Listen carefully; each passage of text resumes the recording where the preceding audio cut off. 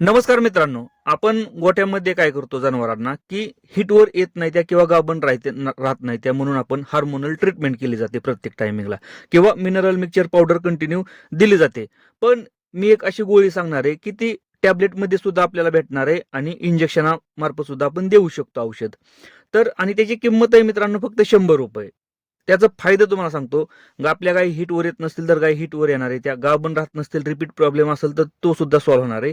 आणि सगळ्यात महत्वाचं जी गर्भाची वाढ आहे जी होत नाही, बऱ्याचशा टायमिंगला आपल्याला डॉक्टरांकडून ऐकायला भेटतं की गर्भाची वाढ व्यवस्थित होत नाही, ते सुद्धा त्या औषधामुळे तुमचं कंप्लीट होणार आहे. त्यासाठी व्हिडिओ हा शेवटपर्यंत बघा. कोणतं औषध आहे मित्रांनो, कोणती गोळी ती आपण आपल्या जनावरांना किती द्यायची आणि किती प्रमाणात द्यायची आपण व्हिडिओमध्ये सविस्तर माहिती देणार आहे. त्यासाठी व्हिडिओ हा शेवटपर्यंत नक्कीच बघा. व्हिडिओ जर आवडला तर लाईक करा. चॅनलवरती नवीन असेल तर चॅनलला सबस्क्राईब करायला विसरू नका. नमस्कार मित्रांनो, शेतकरी आणि टेक्नॉलॉजी आपल्या युट्यूब चॅनलमध्ये स्वागत आहे. सगळ्यात महत्वाचं असतं मित्रांनो, मी याच्या आधी सुद्धा सांगितलंय की औषधांची माहिती. आता आपण काय करतो की हिटवर येत नाही किंवा गाय रिपीट होते यावरती बरेचसे ट्रीटमेंट करतो, हार्मोनल ट्रीटमेंट यावरती केल्या जातात. आणि याआधी मी सुद्धा सांगितलंय की हार्मोनल ट्रीटमेंट केल्या पाहिजेत, पण कधी केल्या पाहिजेत यावरती सुद्धा व्हिडिओ बनवलेले आहेत. उठलं सुटलं आपण हार्मोनल ट्रीटमेंट जर करत बसलो तर आपल्या जनावरांमधलं हार्मोन्स बिघडतात आणि कायमस्वरूपी आपल्या गायी ह्या हिटवर येत नाही त्या किंवा रिपीट होत राहतात. पण मित्रांनो, आपल्याला थोडीशी माहिती पाहिजे, औषधांची माहिती पाहिजे. 100-150 रुपयाला भेटणारे इंजेक्शन किंवा गोळ्या आहेत ना, किती महत्वाचे आहेत ना त्या व्हिडिओमध्ये सांगणार आहे. आता मोठा व्हिडिओ करत नाही, साधं सिंपल सांगतो की गोळीचं नाव काय आहे की फेरिटस. फेरिटस हे गोळीमध्ये सुद्धा अवेलेबल आहे आणि इंजेक्शनामध्ये सुद्धा अवेलेबल आहे. त्याच्यामध्ये कंटेंट कोणतं येतं आणि त्याचं काम काय आहे हे सविस्तर माहिती देतो. तर एक गोष्ट लक्षात असू द्या, फेरिटस मध्ये काय आहे, आयरन आहे, फॉलिक ऍसिड आणि व्हिटॅमिन B12. आता सगळ्यात महत्वाचं काय आहे माहितीये का, याच्यामध्ये आयरन आणि व्हिटॅमिन तर आहेच मित्रांनो, सगळ्यात महत्वाचं आहे फॉलिक ऍसिड. फॉलिक ऍसिड एवढं महत्वाचं आहे ना मित्रांनो आपल्या जनावरांमध्ये, ते जर कमतरता असेल ना किंवा त्याची कमी असेल ना तर आपल्या जनावरांमध्ये पुढचं प्रॉब्लेम येणार म्हणजे येणार. 100% आपल्या जनावरांमध्ये हे प्रॉब्लेम येतात. बघा आता कोणतं प्रॉब्लेम येतात की आपल्या जनावराचं रक्त कमी होतं किंवा हिमोग्लोबिन जर कमी झाला असेल तर त्याची वाढ करण्यासाठी फॉलिक ऍसिडची गरज असते. आणि जी मित्रांनो जी आयरन आणि व्हिटॅमिन B12 आहे ना, ते भरून काढण्यासाठी मदत करतं. आता बऱ्याचशा टायमिंगला काय होतं की आपल्या जे जनावर आहे ज्याच्यामध्ये आपल्या गोचर ताप असेल, अॅनोप्लाझमोसिस असेल किंवा बेबोसिस, लाल लघवी होते, हे प्रोटोझोल इन्फेक्शन आहेत मित्रांनो. यामध्ये काय होतं की रक्तामधलं म्हणजे हिमोग्लोबिन कमी होतं, म्हणजे रक्त कमी होतं, अॅनिमिया होतो, रक्त कमी होतं आणि यामुळे काय होतं की गाय खराब होते, खात नाही, गायचे वजन कमी होतं किंवा अशा टायमिंगला अबॉर्शन सुद्धा आपल्याला बघायला भेटतं की गायचं अबॉर्शन सुद्धा होतं, कारण इथं हाय अँटीबायोटिकचा डोस द्यावा लागतो आपल्याला. अशा टायमिंगला मित्रांनो बरेचसे डॉक्टर लोक सुद्धा काय करतात की ह्या इंजेक्शनाचा वापर करतात किंवा गोळ्यांचा वापर करतात. यामुळे काय होतं की जो अशक्तपणा आहे तो आपला गायचा निघून जातो.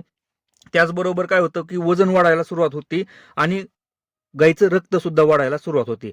आता सगळ्यात महत्वाचा रोल काय आहे की मी याच्या आधी सांगितलं होतं की गाय हिटवर येण्यासाठी किंवा गायचं गर्भाशय वाढण्यासाठी आणि गाय रिपीट होतात ना, हे सुद्धा रिकव्हरी होतात. आता कशा प्रकारे होतात बघा मित्रांनो, एक गोष्ट लक्षात असू द्या की आपली गाय हिटवर येत नाही किंवा गाय गाभण राहत नाही, यामागचं कारण काय असतं की गायची वजन वाढत नाही किंवा गायचं बॉडी काउंट हा कमी झालेला असतो. का झालेला असतो? कारण गाय अशक्त असते, गाय व्यवस्थित खात नसते. त्यामुळे काय होतं की गायला ते जे खाल्लेलं आहे ना ते व्यवस्थितपणे अंगी लागत नाही. आपण साधारणतः साध्या भाषेत सांगतो की खाल्लेलं व्यवस्थितपणे पचलं जात नाही.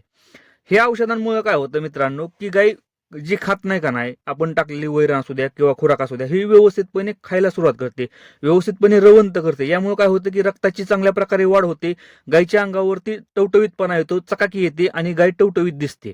आणि हे प्रॉब्लेम एकदा सॉल्व्ह झालं का नाही, मग तुमचं ऑटोमॅटिकली जे बाकीचं प्रॉब्लेम येतं जे की हिटवर येत नाही, गाभण राहत नाही किंवा गर्भाची वाढ होत नाही. सगळ्यात महत्वाचं आहे मित्रांनो की गर्भाची वाढ होणं. बऱ्याचशा टायमिंगला काय होतं की गाय गाभण जरी राहिली तरी गर्भाची वाढ होत नाही. का? कारण फॉलिक ऍसिड हे महत्वाचं आहे गर्भाची वाढ होण्यासाठी आणि ते आपण दिलंच पाहिजे. आणि हे देताना आपल्याला डॉक्टरांचा सल्ला घ्यायचा आहे, आपण घरच्या घरी हे द्यायचं नाही. आता इंजेक्शन तुम्ही घरच्या घरी देऊ शकत नाही मित्रांनो, पण यावरती आपल्याला गोळ्या येत्या, आपण गोळ्या कंटिन्यू आपल्या जनावरांमध्ये देऊ शकतो. गायी वेल्यानंतर आपण फॉलिक ऍसिडच्या गोळ्या रोज सकाळी 1 आणि संध्याकाळी 1 आपण कंटिन्यू दिली तरी काही प्रॉब्लेम होत नाही मित्रांनो. कारण जास्त प्रमाणात झालं तर लघवी वाटे जी एक्सेस अमाऊंट आहे ना, हे लघवी वाटे बाहेर पडते. साधारणतः किती महिन्यातून एकदा एक 10 ते 12 दिवस आपल्याला द्यायच्यात, परत बंद करायच्या मित्रांनो, परत आपल्याला महिन्यातून 10 ते 12 दिवस द्यायच्या. अशा कंटिन्यू आपण जर देत राहिलो ना मित्रांनो, बरेचसे आपल्या जनावरांमधले प्रॉब्लेम सॉल्व्ह होणार आहेत त्या, आणि याचा कोणताही साईड इफेक्ट नाही. कारण हे विटॅमिन्स आहे, ती फॉलिक ऍसिड आहे, ह्याच्यामधून चांगल्या प्रकारे रक्ताची वाढ होते आणि गायीमध्ये टवटवीतपणा येतो आणि बरेचसे प्रॉब्लेम सॉल्व्ह होतात. त्यासाठी फॉलिक ऍसिडच्या गोळ्या देणं आपल्या जनावरांमध्ये चालू करा मित्रांनो. चांगल्या प्रकारे रिझल्ट भेटतोय. मी सुद्धा गोठ्यामध्ये इंजेक्शनाचा आणि गोळ्यांचा वापर करतोय. व्हिडिओ जर आवडला असेल तर लाईक करा. चॅनलवरती नवीन असेल तर चॅनलला सबस्क्राईब करायला विसरू नका. धन्यवाद.